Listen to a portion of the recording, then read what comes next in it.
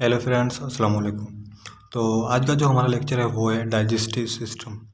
Digestive system हम already पढ़ चुके हैं, बट उसमें बहुत सारी चीज़ें मिसिंग थी, तो इस वजह से मैंने ये नेक्स्ट लेक्चर बनाया। आज के लेक्चर और उस लेक्चर दोनों को कंबाइन करके हम जो है डाइजेस्टिव सिस्टम कंप्लीट कर लेंगे, ठीक है। तो आज जो हम डिफ़ाइन करेंगे, मतलब जो उसमें डिफ़ाइन नहीं किया था, तो हम इसमें डिफ़ाइन करेंगे। तो फर्स्ट अगर आपने वो लेक्चर नहीं देखा तो पहले वो देखें, फिर इस पे आएँ, ठीक है।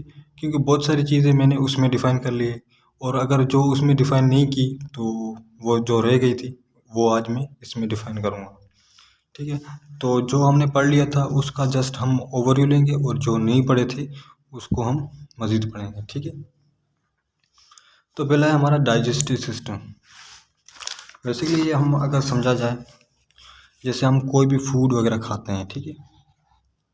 ये हमारा फूड है, ठीक है। आप समझ लो कि ये अमाइनो एसिड है। अमाइनो एसिड क्या होता है? पॉलीमर होता है।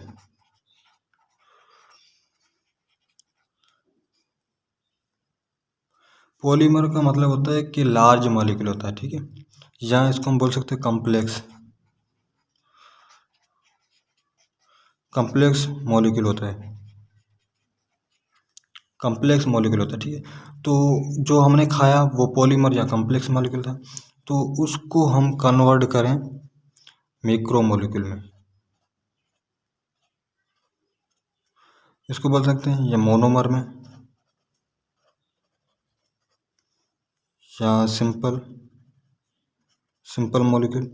तो मतलब माइक्रो जो पॉलीमर था उसको कन्वर्ट करके हम मोनोमर में या सिंपल करें, तो उसको हम कहते हैं डाइजेस्टिव सिस्टम, ठीक है। तो अब जो मैक्रो मॉलिक्यूल को हमने मतलब ब्रेक डाउन करके स्मॉल मॉलिक्यूल में कर दिया, ठीक है। इसमें से एक एनर्जी रिलीज होगी। एनर्जी रिलीज हो और हमारी बॉडी यूज़ करे, तो ऐसे प्रोसेस को हम बोलते हैं डाइजेस्टिव सिस्टम, ठीक है। तो यहाँ पे हमने मेटाबॉलिज्म पढ़ा था कि ऐसा प्रोसेस जिसमें मतलब कोई मॉलिक्यूल ब्रेक डाउन हो के उसमें से मतलब एनर्जी रिलीज हो, तो उसे हम बोलते हैं कैटाबॉलिज्म, ठीक है। तो हम इसे कैटाबॉलिज्म भी बोल सकते हैं और डाइजेस्टिव सिस्टम भी बोल सकते हैं, क्योंकि जो है हम पर कैटाबॉलिज्म में एनर्जी जो है वो यूज़ नहीं हो रही थी। इसमें जो है एनर्जी जो हमारी डाइजेस्टिव सिस्टम में एनर्जी यूज़ हो रही है, ठीक है। कैटाबॉलिज्म में सिर्फ ब्रेक डाउन होता है और उसमें से एनर्जी रिलीज होती है, बट डाइजेस्टिव सिस्टम में जो मैक्रो मॉलिक्यूल था वो ब्रेक डाउन होंगे, ठीक है, छोटे छोटे मॉलिक्यूल में। उसमें से एनर्जी जो है हमारी बॉडी यूज़ करेगी, तो उसे हम बोलते हैं डाइजेस्टिव सिस्टम, ठीक है। उसके बाद हमारे जो डाइजेस्टिव सिस्टम होता है उसमें से मतलब माउथ से लेकर एनस तक उसमें कुछ ऑर्गन आते हैं, जैसे कि mouth, pharynx, oesophagus, stomach, small intestine, ठीक है, large intestine and rectum and anus. मतलब माउथ से लेकर एनस तक, ठीक है। अब माउथ से लेकर एनस तक, ठीक है। ये माउथ वो हिस्सा होता है जिसके थ्रू हमारी जो फूड है हम हमारी बॉडी में इंटर करवाते हैं। एनस जो वो है पार्ट है हमारी बॉडी का जिससे हम फूड को हमारी बॉडी से एक्सक्रिएट करते हैं, मतलब बाहर निकालते हैं। तो इसमें से एक मूवमेंट होती है, जो हमने फूड माउथ के थ्रू लिया वो हमारी जीआईटी ट्रैक्ट मतलब माउथ से लेकर नीचे नीचे जा रहा है। तो ऐसा प्रोसेस जिसमें हमारा जो फूड है ऊपर से नीचे आए, तो ऐसी मूवमेंट को हम बोलते हैं पेरिस्टालाइसिस मूवमेंट। पेरिस्टालाइसिस पेरिस्टालाइसिस मूवमेंट, ठीक है। और अगर ऐसी मूवमेंट हो जिसमें हमारी जो मतलब स्टोमक से फूड हमारे माउथ के थ्रू एक्सक्रिएट हो, तो उसे हम बोलते हैं एंटी पेरिस्टालाइसिस। जस्ट यहाँ पे एंटी वर्ड यूज कर लो, एंटी पेरिस्टालाइसिस मूवमेंट। ये कब होता है? ये हमारा जो स्टोमक है फॉर एग्जाम्पल, ठीक है, ये हमारा स्टोमक है, यहाँ पे एक स्फिंक्टर होता है। स्फिंक्टर मीन्स वाल। वाल का मतलब होता है जो जो भी मटेरियल यहाँ से गुजर चुका है उसको वापसी आने से रोकना, ठीक है। वाल्व का यही होता है, जैसे हमारे हार्ट के वाल्व होते हैं वो भी ब्लड को बैक फ्लो से रोकते हैं। तो यहाँ पे जो स्टोमक का वाल्व होता है वो क्या करता है, बैक फ्लो मतलब जो फूड है उसको बैक फ्लो से रोकता है। तो इसलिए जो ये स्फिंक्टर होता है वो ख़राब हो जाता है। किस लिए ख़राब हो जाता है, क्योंकि जो ये हमारे स्टोमक है, स्टोमक की लेयर होती है, ठीक है। लेयर क्या करती हैं, कुछ रिलीज़ करती हैं, जैसे hydrochloric acid, rennin and pepsinogen. Pepsinogen, ठीक है। तो ये तीन जो है एंजाइम होते हैं वो हमारे गैस्ट्रिक लेयर रिलीज़ करती। तो ये जो होता है एसिड होता है, तो हमारे स्टोमक में ज़्यादा हाइड्रोक्लोरिक एसिड फ्लो होने की वजह से ये जो है मतलब ख़राब हो जाता है। तो ख़राब होने की वजह से जो स्टोमक में फूड होता है वो हमारे मतलब माउथ के थ्रू एक्सक्रिएट होता है, ठीक है। तो अगर ऐसा प्रोसेस जिसमें हमारे मुंह के थ्रू फूड एक्सक्रिएट हो तो उसे हम बोलते हैं मतलब जो है वोमिटिंग। वोमिटिंग, ठीक है। और उसमें जो एक मूवमेंट हो रही है उस मूवमेंट को हम बोलते हैं पेरिस्टालसिस मूवमेंट। मतलब स्टोमक से लेकर हमारे माउथ के थ्रू कोई फूड निकल रहा है उस मूवमेंट को बोलेंगे हम एंटी पेरिस्टालसिस मूवमेंट। और अगर उसमें से जो फूड निकल रहा है उस प्रोसेस को हम बोलेंगे वोमिटिंग। एक दूसरा वर्ड होता है नोजिया, ठीक है। नोज़िया, नोज़िया जो है मतलब मोस्टली जो प्रेग्नेंट वोमेन होती है उसमें होता है। वो इसलिए जो होती है, इसमें क्या होता है, इसमें दोनों पहले डिफरेंट चेक कर लेते हैं। वोमिटिंग क्या होती है, जो हमारे माउथ के थ्रू फूड एक्सक्रिएट हो। बट नोज़िया वो होती है जिससे हमें जस्ट सेंसेशन होती है। मतलब वो फूड एक्सक्रिएट हमारे माउथ के थ्रू नहीं होता, बट जस्ट सेंसेशन होती है कि हमारा मतलब कुछ नहीं। जैसे मतलब आपने देखा होगा कभी कभी हम लोग कोई ऐसा फूड खाते हैं जो हमें मतलब सेंसेशन आती है उस चीज़ की, तो उसे हम बोलते हैं नोज़िया। एंड अगर फूड एक्सक्रिएट हो तो उसे हम बोलते हैं वोमिटिंग, ठीक है। तो मतलब अगर ये वाल कैंसिल हो जाए तो इस वजह से हमें क्या होता है, जो हमारा हार्ट होता है वो उसमें मतलब जलन स्टार्ट हो जाती है, क्योंकि हाइड्रोक्लोरिक एसिड हमारे ऊपर आ रहा है। अगर हाइड्रोक्लोरिक हम अगर ये जो स्फिंक्टर है वो सही नहीं होता, मतलब कंटिन्यूसली ये अगर सीक्रेट होता रहता है अगर ऊपर की साइड, तो हमारा जो एसोफिगस है उसमें भी कैंसर हो सकती है, ठीक है। इसके बाद मूवमेंट हम डिस्कस कर ली कि मूवमेंट क्या होती है। दो टाइप की होती है, एक पेरिस्टालसिस, एक एंटी पेरिस्टालसिस, ठीक है। और ये जो अगर हमारा जो स्फिंक्टर खराब हो जाए ये, ठीक है, और ये फूड है ये ऊपर की तरफ जो है मतलब चलना स्टार्ट हो जाए, मतलब जो माउथ के थ्रू एक्सक्रीट बार बार हो रहा, तो उसको हम बोलते हैं गार्ड्स। गार्ड्स मतलब ये एक डिजीज़ होती है जो स्फिंक्टर खराब हो जाता है, इसकी वजह से जो फूड है ऊपर आता है। इस इस डिजीज़ को हम बोलते हैं गार्ड्स। इसका जो फुल फॉर्म है मतलब gastro intestinal reflect disease, gastro intestinal reflect disease, ठीक है। इसके बाद हमारी जो मतलब वो ट्रिक थी जिसमें ये ऑर्गन आ रहे थे, जैसे कि माउथ, फेरिंग्स, एसोफिगस, मतलब ये सारे जो ऑर्गन एक लाइन में आ रहे थे, उस लाइन को हम बोलते हैं जीआईटी ट्रिक, ठीक है। गैस्ट्रो इंटेस्टाइल ट्रिक, या उसे हम बोलते हैं एलिमेंट्री कैनाल, या हम उसे बोल सकते हैं ट्यूबुलर सिस्टम। और जो केविटी, अब जो ये हमारी जो ट्रिक थी GIT trick, gastro intestinal trick, ठीक है, इसमें सारे ही ऑर्गन आ गए, मतलब mouth, pharynx, larynx, oesophagus, stomach सारे आ गए, ठीक है। उसमें केविटी होती हूँ, कुछ केविटी होती है जैसे कि oral cavity, thoracic thoracic cavity, abdomen cavity, दूसरी होती है पेल्विक केविटी। वैसे तो हमारी बॉडी में बहुत सारी केविटी होती है, बट हमने यहाँ पे वो डिफाइन की है जो हमारे जो जीआईटी ट्रिक में आती है, ठीक है। ओरल केविटी को हम बक्कल केविटी बोल सकते हैं, बक्कल केविटी, ठीक है। तो हमारी बॉडी में बहुत सारी कैविटी होती है, बट हमने यहाँ पे वो डिफाइन की है जो हमारे जीआईटी ट्रिक में आती है, ठीक है। वैसे अगर हमारी बॉडी में जितनी भी कैविटी है उसमें देखा जाए तो सबसे जो बड़ी कैविटी होती है वो होती है हमारी एब्डोमेन कैविटी। कैविटी का मतलब ये होता है कि कोई ऐसी जगह जिस पे मतलब खाली जगह हो और उसमें हवा की मतलब एयर फिल हो, ठीक है, तो उसे हम बोलते हैं कैविटी। उसके बाद है फेरिंग्स। फेरिंग्स के 3 टाइप होते हैं, आपको वो ऑलरेडी पता होगा, नोजोफेरिंग्स, ओरोफेरिंग्स एंड लेरिंगोफेरिंग्स, ठीक है। नोजोफेरिंग्स जो हमारे नोज के पीछे होता है जिसमें से हम सांस ले मतलब जो इनहेलेशन करते हैं, ऑक्सीजन लेते हैं, ठीक है। और ओरोफेरिंग्स वो होते हैं जो हमारे माउथ के पीछे होता है। ओरोफेरिंग्स वो पार्ट है फेरिंग्स का जिसमें हम फूड भी लेते हैं एंड ऑक्सीजन भी लेते हैं, ठीक है। और लेरिंगोफेरिंग्स वो फेरिंग्स का वो पार्ट होता है जो हमारे एसोफिगस से अटैच होता है।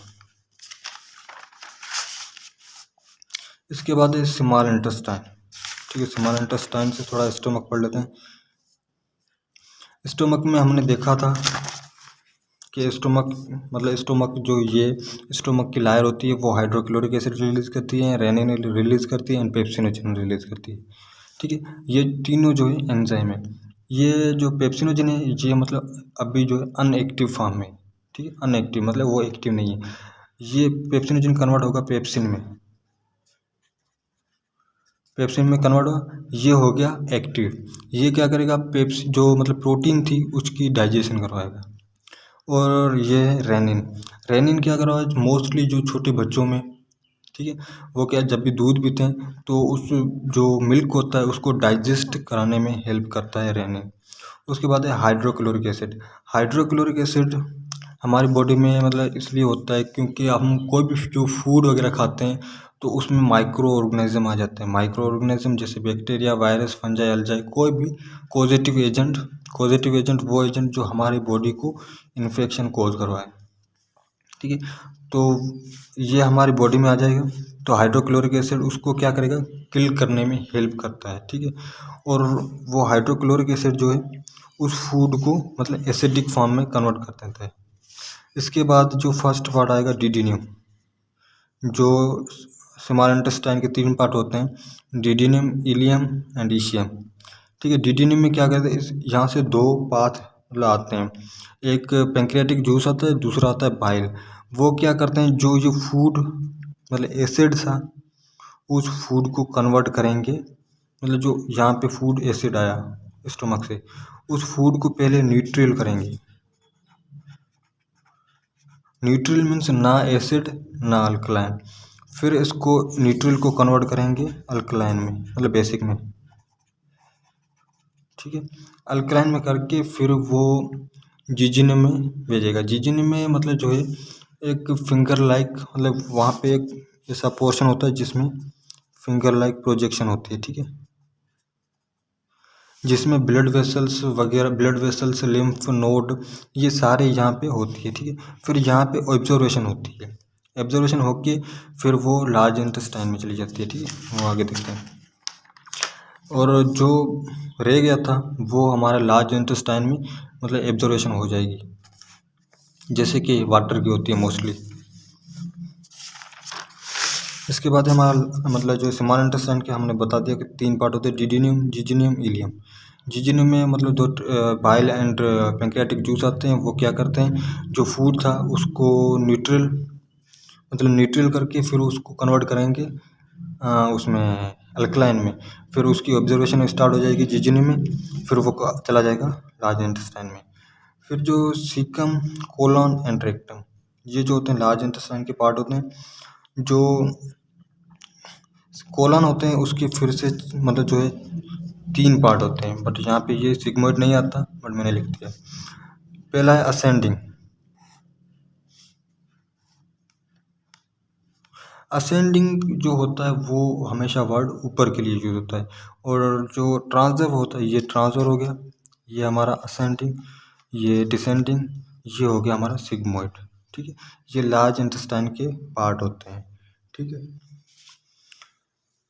इसके बाद डेफिकेशन। डेफिकेशन वो प्रोसेस होता है जिसमें हमारा जो फूड होता है वो डाइजेस्ट नहीं होता और हमारी बॉडी से एक्सक्रीट हो जाता है, तो उसको हम बोलते हैं डेफिकेशन। उसके बाद है रेफिकेशन। रेफिकेशन वो प्रोसेस होता है जिसमें हमारा डाइजेस्ट जो फूड है वो प्रॉपर डाइजेस्ट हो जाए, उसके बाद एक्सक्रीट हो, तो उसे हम रेफिकेशन कहते हैं। अब हमारी जो जितनी भी माउथ से लेकर हमारी जो एनस तक जो जेनेटिक ट्रिक है उसमें 4 टाइप की मतलब जो है लेयर होती है, म्यूकोजा, सेरोजा एंड सब म्यूकोजा एंड मस्कुलरीज। ठीक है, जो फर्स्ट जो सबसे इनर होती है उसको हम बोलते हैं म्यूकोजा। ठीक है, उसके बाद जो आउटर होती है सबसे उसको बोलते हैं सेरोजा या एडवर्सिटीज, और जो सेकेंड नंबर पे होती है सबसे ऊपर से नीचे, ठीक है, वो होती है सब म्यूकोजा एंड मस्कुलरी जो थर्ड नंबर पे होती है। ये कुछ मेडिकल टर्म है जो कि मतलब डाइजेस्टिव सिस्टम के लिए मतलब कंपलसरी थे, तो इसलिए मैंने लिख दी। एक प्रोसेस होता है जिसको बोलते हैं ग्लाइकोजेनेसिस।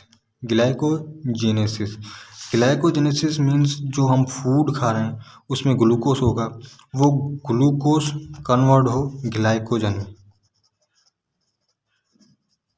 ठीक है, ग्लूकोज कन्वर्ट हो ग्लाइकोजन में और हमारे लीवर में स्टोर हो। ठीक है, तो इस प्रोसेस को हम बोलते हैं ग्लाइकोजेनेसिस, मतलब जो ग्लूकोज कन्वर्ट हो ग्लाइकोजन में। हमारे आपको पता होगा कि हमारा जो लीवर है उसमें ग्लूकोज स्टोर होता है, बट किस फॉर्म में स्टोर होता है, वो ग्लाइकोजन की फॉर्म में स्टोर होता है। ठीक है, तो इस प्रोसेस को हम बोलेंगे जो ग्लूकोज कन्वर्ट हुआ ग्लाइकोजन में, इन प्रोसेस को हम बोलते हैं ग्लाइकोजेनेसिस। ठीक है, उसके बाद है ग्लाइकोजिनोलाइसिस। ग्लूकोजिनोलाइसिस मतलब ये जो ग्लाइकोजन में मतलब ग्लूकोज कन्वर्ट होता है ग्लाइकोजन में। अब जो है ग्लाइकोजन कन्वर्ट होगा ग्लूकोज में, तो इस प्रोसेस को हम बोलते हैं ग्लाइकोजिनोलाइसिस। और ग्लाइकोजिनेसिस किसको बोला, ग्लूकोज कन्वर्ट हो इसमें। सही है। इसके बाद है हेमेटिमेसिस। हेमेटिमेसिस हमने हमारी बॉडी में मतलब जो स्टोमक है उसमें कोई भी इन्फेक्शन वगैरह हो जाए, या हमारा जो स्फिंक्टर था ये जो स्फिंक्टर या इसमें कोई इन्फेक्शन वगैरह हो जाए, या बैक्टीरिया वायरल, या हम कोई भी ऐसा फूड खाएं जिसकी वजह से हमारे स्टोमक में कोई इरिटेशन हो, उसकी वजह से हमारा जो फूड है हमारे माउथ के थ्रू एक्सक्रिएट हो, तो उससे हम बोलते हैं वोमिटिंग। ठीक है, अब ये तो हो गया वोमिटिंग, बट यहाँ पे है हेमेटिमेसिस। हेमेटिमेसिस मीन्स जो हमारे जो वोमिट मतलब जो हम फूड एक्सक्रीट कर रहे हैं उसके साथ ब्लड आए तो उसे हम बोलते हैं हेमेटिमेसिस। मतलब जो वोमिटिंग हो रही है उसके साथ ब्लड आए तो उसको बोलते हैं हेमेटिमेसिस। या हमारी जो जो हम वोमिटिंग कर रहे हैं वो एक्सेस अमाउंट में करें, मतलब नॉर्मल से ज़्यादा करें, तो उसको बोलते हैं हाइपरमेसिस। ठीक है, उसके बाद है एनोरेक्सिया। एनोरेक्सिया मतलब जो हमें भूख ना लगना, मतलब जो मतलब खाना हम खाते नहीं फिर भी हमें भूख नहीं लगती, तो उसको हम बोलते हैं एनोरेक्सिया। दूसरा डिजोरेक्सिया। डिजोरेक्सिया मतलब जो हमें मतलब जो भूख लगती है बट वो एबनॉर्मली लगती है। ठीक है, उसके बाद है डिस्पेसिया। डिस्पेसिया मतलब जो हम फूड खाते हैं, फूड खाने के बाद हम उसको डिसकम्फर्टेबल फील करें, तो उसको हम बोलते हैं डिस्पेसिया। तो आज का जो हमारा है डाइजेस्टिव सिस्टम एंड हो गया। अगर आपको कोई भी क्वेश्चन वगैरह हो तो आप कमेंट्स में मुझसे पूछ सकते हैं। ठीक है, खुदा हाफिज़।